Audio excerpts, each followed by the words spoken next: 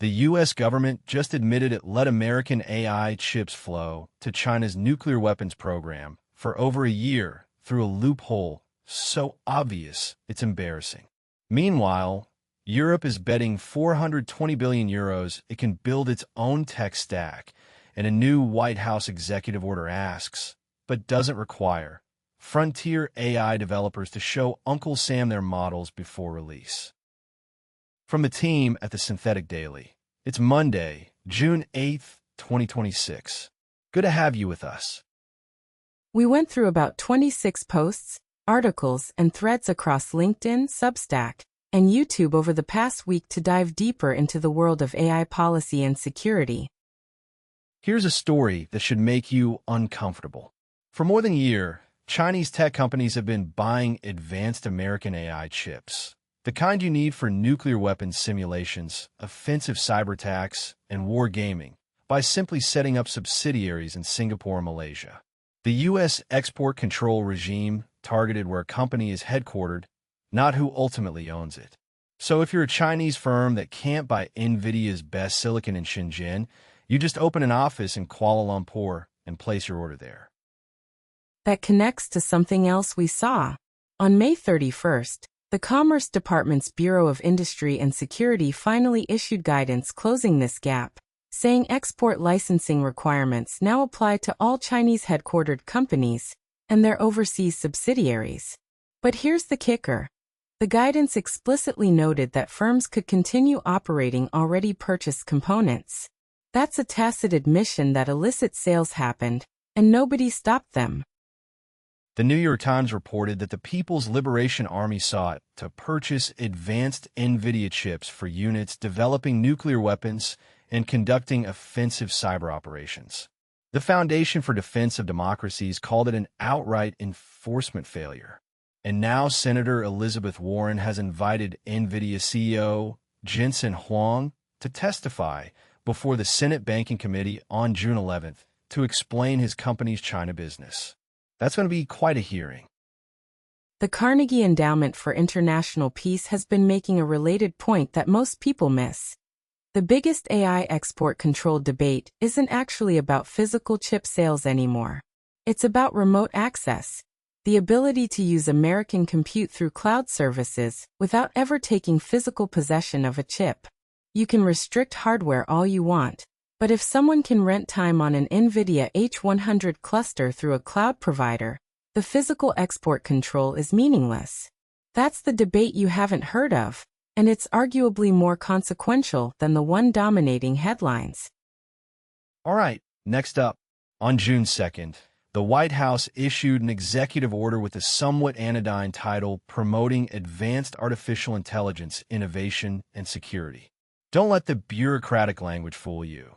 This is a significant shift in how the federal government relates to frontier AI developers, even if it pulls its punches.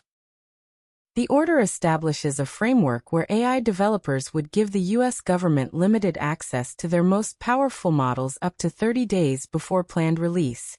Specified agencies will develop a classified benchmarking process to determine which models qualify as covered frontier models and assess their advanced cyber capabilities.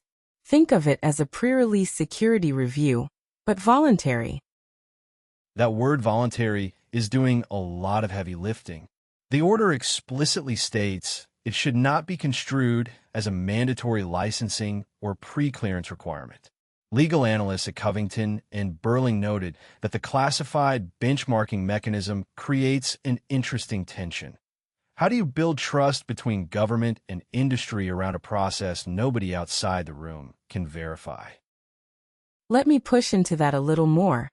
The order also directs federal agencies to accelerate hiring cybersecurity specialists within 60 days and tasks the Attorney General with prioritizing enforcement of federal criminal laws against AI-driven cybercrime.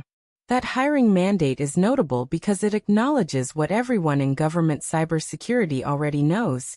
They're desperately understaffed relative to the threat landscape. Whether you can meaningfully improve that in 60 days is another question entirely. What's most interesting politically is what this order is not. It's not the heavy regulatory hand that some in the AI safety community wanted. It's not a licensing regime. It's an invitation to cooperate, backed by the implicit understanding that if industry doesn't cooperate voluntarily, something less friendly might follow. The European Commission dropped something massive on June 3rd. It's called the European Technological Sovereignty Package, and it's essentially Brussels saying, we are tired of being a digital colony. The numbers tell the story. Europe produces only about 10% of the world's semiconductors. 3 American hyperscalers, that's Amazon, Microsoft, and Google, hold over 70% of Europe's cloud market. More than 80% of the EU's digital products come from outside the bloc. The Commission looked at those numbers and proposed spending €120 billion on semiconductors, €200 billion on data centers by 2036, and €100 billion on cloud and AI infrastructure.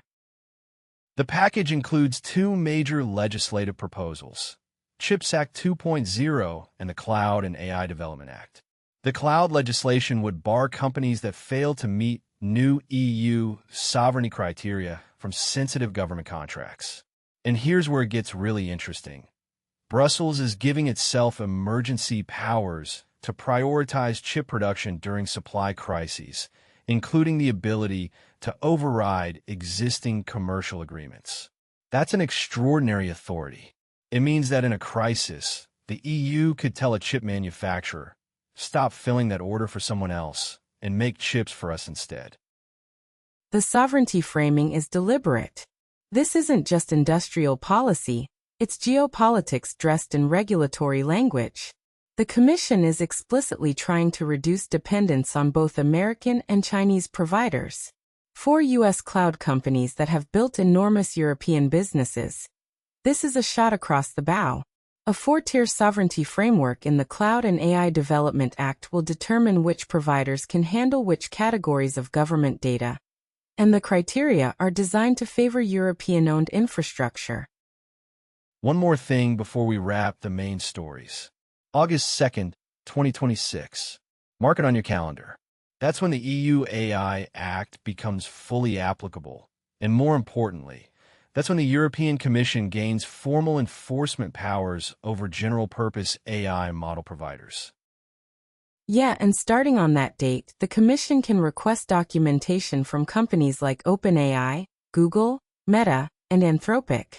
It can conduct capability evaluations. It can require corrective measures. These providers have technically been subject to GPI obligations since August 2025, but without enforcement teeth, compliance has been, let's call it uneven. The transparency obligations under Article 50 also kick in this August. AI chatbots must disclose their artificial nature to users. Emotion recognition systems have to notify people they're being analyzed.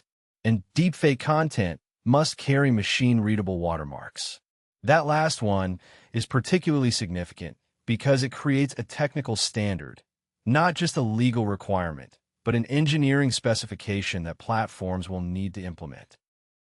Right, and what's interesting is, the Commission announced on June 1st that it's bringing in independent expert support for enforcement, which suggests they know the technical complexity of evaluating frontier models is beyond what their current staff can handle. Meanwhile, the AI Omnibus political agreement reached on May 7th extended some deadlines. Rules for high-risk AI systems in areas like biometrics, employment, and border control won't apply until December 2027. That's a concession to industry that needed more time, but the core enforcement machinery is still arriving on schedule this summer. For any company deploying AI in Europe, which is basically every major tech company on Earth, the compliance clock is now measured in weeks, not months. Let me bring up something related. While the White House executive order took the voluntary, cooperative approach, American states are not waiting around. And this is creating a genuine compliance headache for AI developers. That tracks with what we've been seeing. California's SB 53 established the first standardized safety disclosure and governance obligations for frontier AI developers in the country. Colorado's AI Act takes effect June 30th. That's 3 weeks from today, demanding security risk management programs, impact assessments, and measures to prevent algorithmic discrimination. These aren't suggestions. They're laws with teeth. Here's the constitutional reality that makes this messy. The federal executive order cannot overturn state law. The White House created an AI litigation task force specifically to challenge state regulations it considers overreaching. But until those challenges succeed in court, which takes years, companies need to comply with both the federal framework and whatever their home state or operating states require. And the part that doesn't get enough attention. The insurance industry is responding in a way that might actually force compliance faster than any regulator. Cyber insurers are introducing what they're calling AI security riders. Requirements that companies demonstrate adversarial red teaming, model-level risk assessments, and specialized safeguards before they'll underwrite a policy.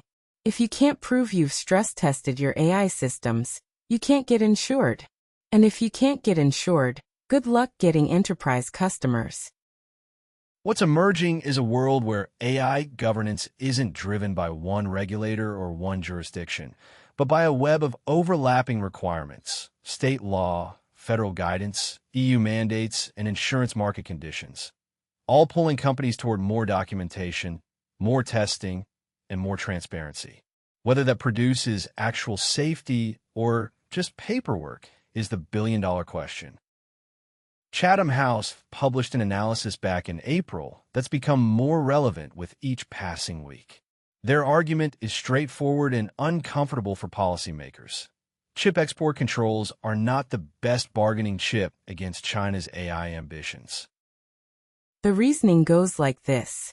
China has built extensive smuggling networks through third countries. The subsidiary loophole that Commerce just closed was only the legal version of what's also happening illegally through gray market channels across Southeast Asia and the Middle East. But even if you could perfectly enforce hardware restrictions, which you clearly cannot, it wouldn't be enough. The frontier of AI capability is increasingly about algorithmic efficiency and inference optimization, not just raw compute. Chinese researchers have demonstrated they can achieve comparable results with less powerful hardware by being smarter about how they train and run models. Techniques like mixture of experts architectures, quantization, and distillation mean that last year's chips can do this year's work if you're clever enough about software. This creates a fundamental strategic problem. Export controls were designed for a world where capability scaled linearly with hardware. In that world, deny the hardware and you deny the capability. But AI doesn't work that way anymore. Capability scales with algorithms, data, and hardware together, and you can substitute between them. China is behind on hardware, roughly at parity on algorithms, and has massive data advantages in certain domains. The Carnegie Endowment's point about remote access compounds this. If the policy toolkit is built entirely around controlling physical chips while ignoring cloud access, algorithmic transfer, and talent flows, then the entire export control regime is fighting the last war. The question for policymakers isn't whether to have controls. It's whether the controls they've built match the technology they're trying to contain. All right, let's zoom out and talk about the bigger picture. What are the main themes running through everything we covered today? The first big theme is enforcement credibility gap. Across both U.S. export controls and EU AI Act compliance, the gap between stated rules and actual enforcement capacity is becoming the central vulnerability in global AI governance.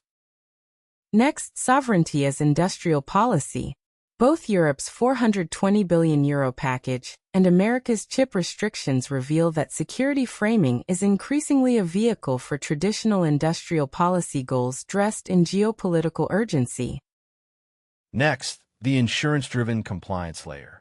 Market mechanisms like cyber insurance riders may prove more effective at forcing AI's safety practices than any single government mandate because they create immediate financial consequences for noncompliance. And the last one, hardware controls versus algorithmic reality. The strategic assumption underlying chip export controls, that capability requires compute, is being eroded by advances in efficiency techniques that decouple AI progress from raw hardware access. So if you're going to take away a few things from today's episode, here's what I'd remember. Number 1. If your AI governance strategy depends on only one jurisdiction's rules, you're already behind. The compliance landscape is now federal, state, EU, and insurance market driven simultaneously. Number 2. The real AI export control problem isn't chips crossing borders in boxes. It's compute crossing borders through cloud APIs, and nobody has a policy framework for that yet. Number 3. Europe isn't just regulating AI. It's spending 420 billion euros to build an alternative stack, which means the next decade's tech competition is as much about infrastructure investment as innovation. And finally, Jensen Huang's June 11th Senate testimony could be the moment that forces a public reckoning between Nvidia's China revenue and America's national security posture. That's the Synthetic Daily for today. All the sources and links are on the website if you want to dig deeper. Thanks for listening. See you tomorrow.